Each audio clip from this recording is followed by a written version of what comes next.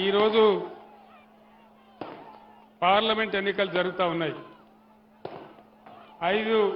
ఐదు నెలలకు ముందు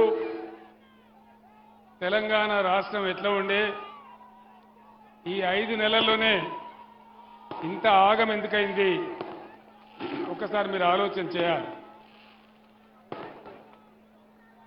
అది ఎవడా సుమన్ ఆ పటాకులు పెట్టినాడు మనోడేనా?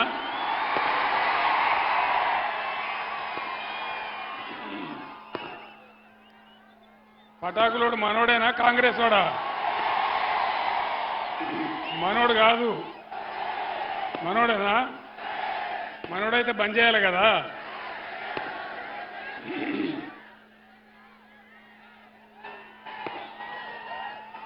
ఐదు నెలల కింద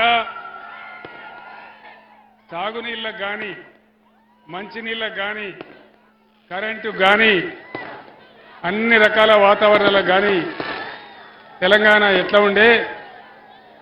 ఆ టపాకాయలు బంద్ చేయనా? ఎవరో టపాకాయలు బంద్ చేయండి. టపాకాయలు బంద్ చేయవా బాబు? ఆ రోజు ఎట్లా ఉంది? ఈ 5 నెలల్లోనే ఎటువంటి మార్పులు తెలంగాణలో వచ్చినాయి దయచేసి మీరంతా గమనించాలి. కేసీఆర్ ఉన్నప్పుడు, బీఆర్ఎస్ ప్రభుత్వం ఉన్నప్పుడు బ్రహ్మాండంగా రెప్పపాటు కూడా పోకుండా వచ్చిన కరెంటు ఇలా ఎందుకు కరెంటు కోతలు స్టార్ట్ అయినాయి? బ్రహ్మాండంగా ప్రతి ఇంటిలో నల్లా పెట్టి అన్ని వర్గాల ప్రజలకు, పట్టణాలలో అయితే ₹1 నల్లా కనెక్షన్ ఇచ్చి పేద వర్గాల ప్రజలకు కూడా మంచి పరిశుభ్రమైన నీళ్లు వాళ్ళ ఇళ్లలోకి అందాలని అందించిన నీళ్లు ఎక్కడ మాయమైనవి దయచేసి ఆలోచన చేయాలి. కేసీఆర్ ఉన్నప్పుడు ఇచ్చినటువంటి సీఎం రిలీఫ్ ఫండ్ ఎక్కడ పోయింది? కళ్యాణ లక్ష్మి చెక్కులు ఎక్కడికి పోయినాయి? ఎందుకు మాయమైనాయి? ఒకసారి ఆలోచన చేయాలి.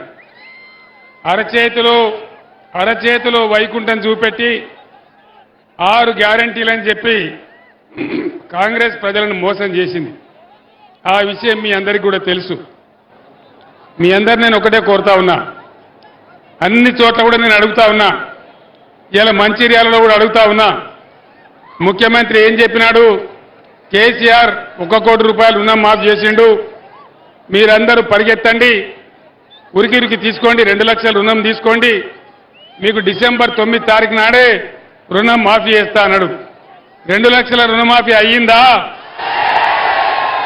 రైతు బంధు అందరికి వచ్చిందా? 2500 ప్రతి మహిళకు వచ్చినాయా? మీరు తప్పు చెప్తున్నారు. 5000 వస్తున్నాయట కదా, అంతడొస్తున్నాయి. మంచిర్యాలనే వస్తలేవా? 2500 వస్తలేవా? కళ్యాణ లక్ష్మి తులం బంగారం వస్తలేదా? రైతు బంధు కూడా రాలే అందరికీ. కరెంటు పోతున్నదా?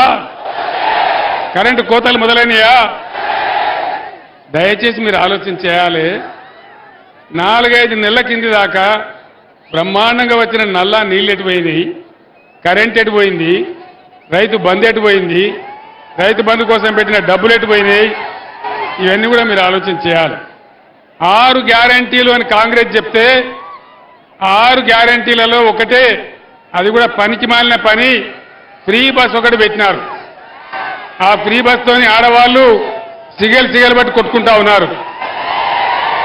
ఫ్రీ బస్ వల్ల ఏమైంది?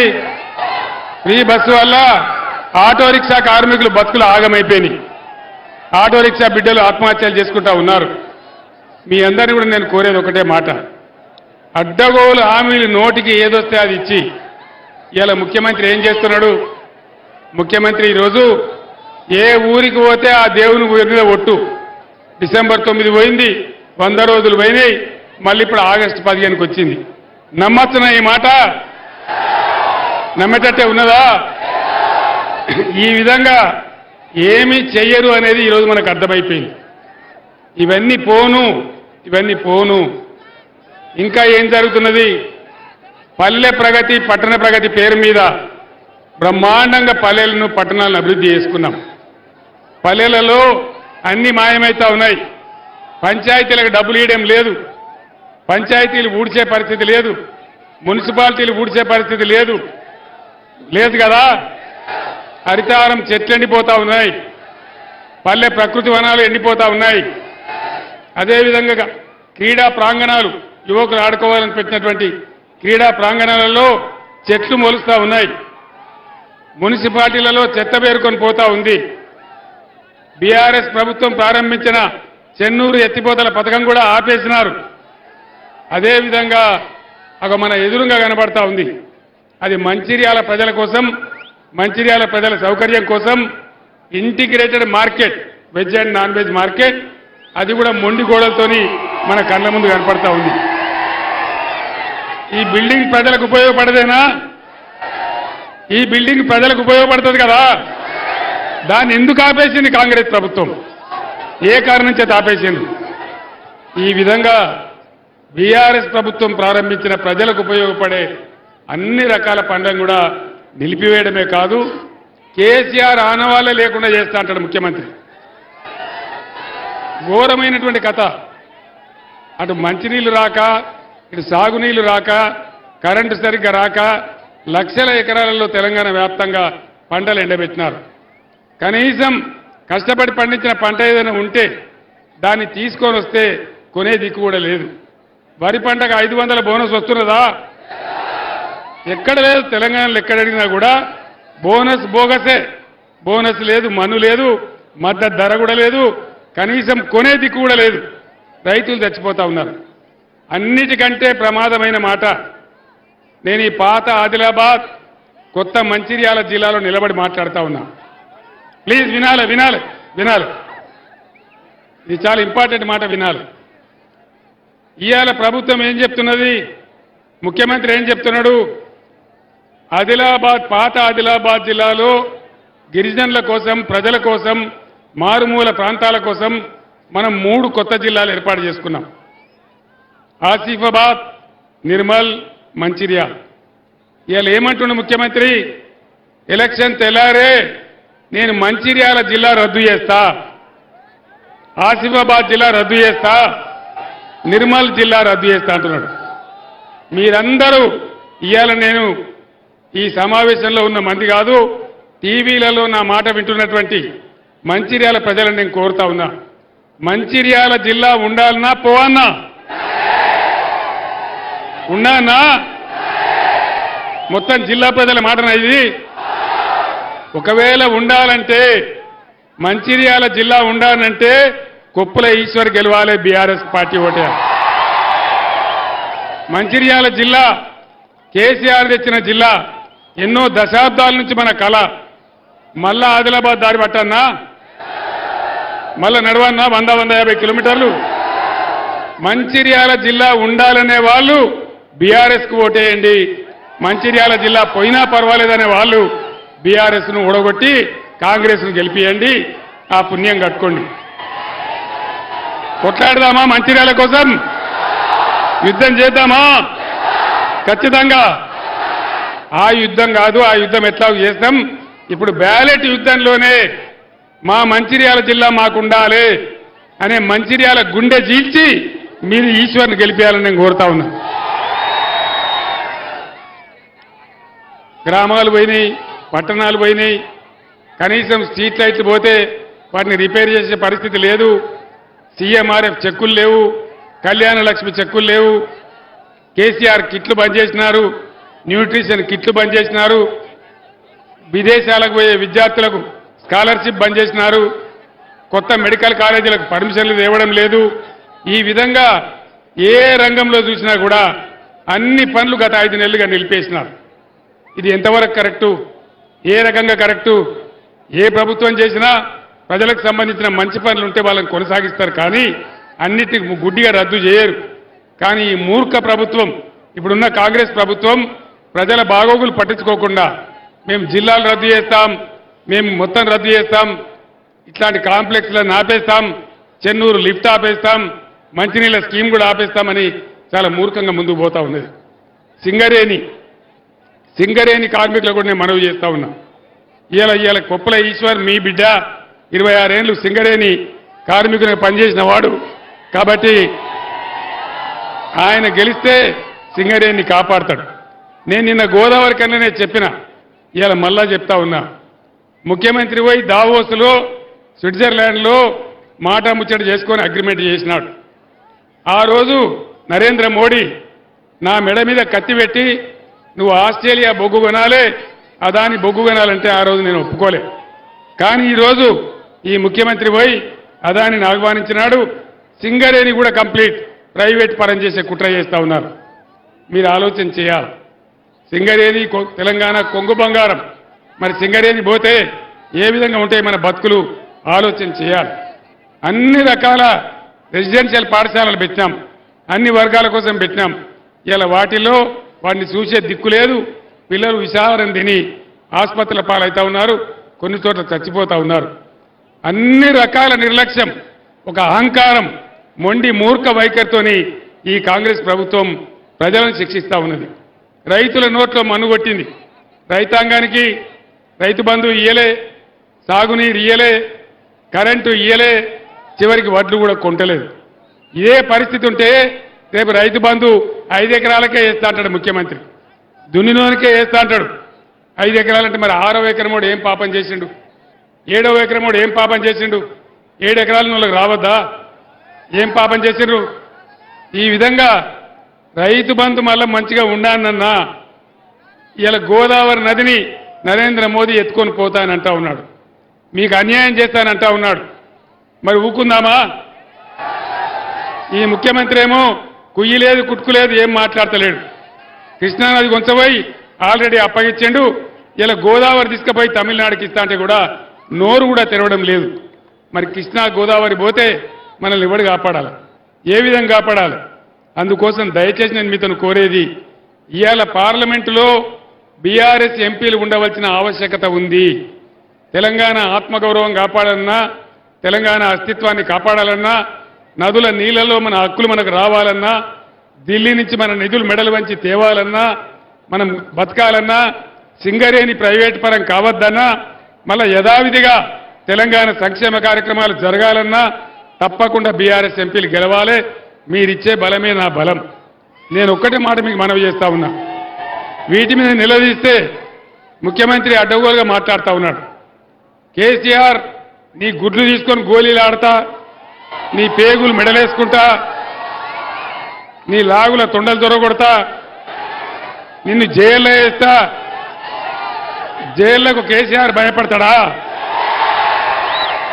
నేను జైళ్లకు భయపడితే తెలంగాణ రాష్ట్రం వచ్చేదా? ఆనాడు చాలా కష్టపడి చావు నోట్లో తలకాయ పెట్టి 15 సంవత్సరాలు రాజీలేని పోరాటం చేసి మీ బిడ్డగా మీ దీవెనతో నేను తెలంగాణ తీసుకొని వచ్చినా ఆ విషయం మీకు తెలుసు. నా కళ్ళ ముందే నా ముందే తెలంగాణకు అన్యాయం చేస్తామంటే నా ప్రాణాలు బలిపెట్టైనా పోరాడతా తప్ప మౌనం పాటించే ప్రశ్న లేదు. తప్పకుండా ప్రజల కోసం, అన్ని వర్గాల ప్రజల కోసం ఉంటాం. దళిత బిడ్డల కోసం దళిత బంధు తెచ్చినాం. ఇంతకుముందు గోదావరి కన్లో నేను వస్తూ ఉంటే ఒక అమ్మాయి వచ్చింది, ఒక దళిత అమ్మాయి. సార్ నేను దళిత బంధు తీసుకున్నా, నెలకు 3 లక్షలు సంపాదిస్తున్నా, 30,000 సంపాదిస్తున్నా, సంతోషంగా ఉన్నా అని చెప్పింది. ఆ రోజు 1,30,000 మందికి బీఆర్ఎస్ ప్రభుత్వం దళిత బంధు శాంక్షన్ చేసింది. ఆ డబ్బులన్నీ వాపసు తీసుకున్నారు. ఈ గవర్నమెంట్ రేవంత్ రెడ్డి ప్రభుత్వం ఆ డబ్బులన్నీ వాపసు తీసుకున్నది. ఎందుకు? దళితులు అరువులు గారా? వాళ్ళకి ఇచ్చిన డబ్బు ఎందుకు వాపసు తీసుకున్నారు? ఎందుకోసం వాళ్ళకి ఇవ్వడం లేదు? ఇలా గిరిజన బిడ్డలున్నారు, గిరిజన బిడ్డలకు బ్రహ్మాండంగా 4.5 లక్షల ఎకరాల పోడు భూములు ఇచ్చినాం. వాళ్లకు రైతు బంధు ఇచ్చినాం, రైతు బీమా చేసినాం.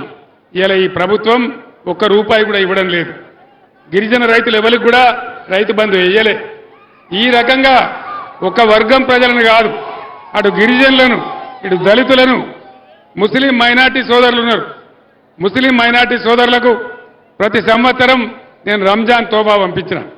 ఈ సంవత్సరం రంజాన్ తోబా వచ్చిందా? ఇఫ్తార్ విందులు జరిగినాయా? రావు. వాళ్ళు ఎవ్వలను గౌరవించరు. హిందువులను గౌరవించరు, ముస్లింలను గౌరవించరు, దళితులను గౌరవించరు, లంబాడాలు గిరిజనులకు ఇవ్వాల్సింది ఇయ్యరు, రైతులను ముంచుతారు, విద్యార్థులను ముంచుతారు. 4 నెలల్లో ఇంత రాక్షస పాలన ఈ రాష్ట్రంలో జరుగుతూ ఉంది. దయచేసి ఈ అన్యాయాలు అరికట్టాలంటే మనకు న్యాయం జరగాలంటే బీఆర్ఎస్ బలం తెలంగాణ బలం, బీఆర్ఎస్కి మీరిచ్చే శక్తి తెలంగాణ శక్తి. మీ తరపున గొంతెత్తి పోరాడే ఏకైక పార్టీ బీఆర్ఎస్ పార్టీయే. ఇక బీజేపీ నరేంద్ర మోడీ 10 ఏళ్ల కింద గెలిచినప్పుడు ఇంటికి 15 లక్షలు ఇస్తానడు. వచ్చినాయి ఆ 15 లక్షలు? నిజంగా రాలేదా? వచ్చినాయట కదా మంచిర్యాలలో, రాలేదా? బేటీ పడావో బేటీ బచావో ఏమైనా జరిగిందా? ఏం జరగలే. సబ్కా సాత్ సబ్కా వికాస్ ఏమైనా వచ్చిందా? రైతుల ఆదాయం రెట్టింపు జరిగిందా? నరేంద్ర మోడీదంతా గ్యాస్ కంపెనీ తప్ప ఏమీ లేదు. ఆ బీజేపీకి ఓడేసినా గోదాట్ల వాడేసినా ఒకటే, అంతే కదా. అందుకోసం దయచేసి ఇప్పటికే నాకు సమాచారం వచ్చింది బంపర్ మెజార్టీతోని. ఎందుకంటే నాకు ఇవాళ సింగరేణిలో అక్కడ గెస్ట్ హౌస్లో ఉంటే చెప్తా ఉన్నారు, పోటీ ఎవరి మధ్య ఉంది, పోటీ ఎవరి మధ్య? ఒక ఆగర్భ శ్రీమంతునికి ఒక భూగర్భ కార్మికునికి, బాగా బలిసినటువంటి ఒక ఆగర్భ శ్రీమంతుడు ఇక్కడ 26 ఏళ్ళు తట్టబట్టి లైట్ పెట్టుకొని బొగ్గు మోసినటువంటి భూగర్భ కార్మికుడు.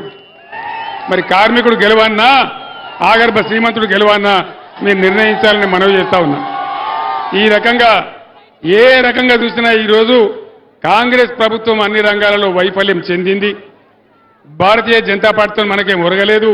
ఒక బీఆర్ఎస్ఏ తెలంగాణకు శ్రీరామ రక్ష. ఆనాడు నేను చెప్పినా తెలంగాణ తెస్తా అని, ఈనాడు నేను చెప్తా ఉన్నా తెలంగాణ హక్కులు కాపాడుతాని. కాబట్టి దయచేసి భారీ మెజార్టీతోని మన ఈశ్వర్ గారిని గెలిపించాలని కోరుతా ఉన్నా. అన్ని సర్వేలు చెప్తా ఉన్నాయి ఆటోమేటిక్గా ఇక్కడ పెద్దపల్లి నియోజకవర్గంలో కొప్పుల ఈశ్వర్ గారు గెలిచిపోయినారని చెప్తా ఉన్నాయి. మరి ఆ విజయాన్ని మీరు ఖాయం చేయాలి, మోసపోవద్దు, గోసపడద్దని మనవి చేస్తూ ఇవాళ వాస్తవానికి 44-45 డిగ్రీల ఎండ ఉన్నది. అయినా మీరు ఇంత పెద్ద సంఖ్యలో మంచిర్యాల చరిత్రలో ఎప్పుడు లేని విధంగా ఈ చౌరస్తా ఈనిందా అనే విధంగా తరలి వచ్చినటువంటి ప్రతి ఒక్కరికి మీ అందరికి కూడా పేరు పేరున ధన్యవాదాలు తెలియజేస్తూ నేను సెలవు తీసుకుంటా ఉన్నా. జై తెలంగాణ, జై తెలంగాణ. కారు గుర్తుకే జై తెలంగాణ. ధన్యవాదాలు.